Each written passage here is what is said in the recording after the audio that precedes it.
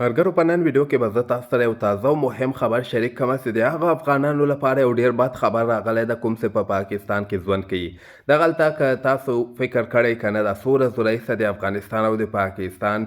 مطلب تعلقات ډیر په خرابېدو دي، لکه پاکستان افغانستان کې یو حمله هم کړې وله، هغې نه وروسته بیا نه ختم سوي وله، مطلب بارډر باندې که نه پکتیا بارډر باندې، نو دغسې نور هم نښتې کله کله کیږي چې د دې تاوان افغانانو ته رسېدلی ده. په پاکستان کې چې کوم افغانان دي که نه د هغه ACC کارډو په هکله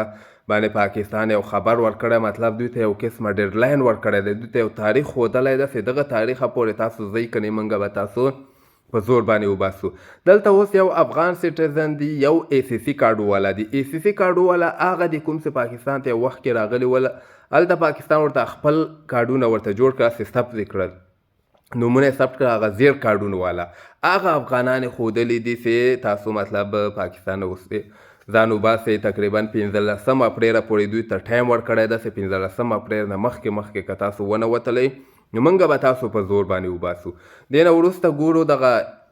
افغان سټیزن کارډ والا چې کوم دی هغوی په هکله خو یې اوسه پورې داسې کومه فیصله نه ده راغلې، خو ACC کارډو والا او غیر قانوني افغانان پاکستان نه غواړي چې په پاکستان کې اوسیږي.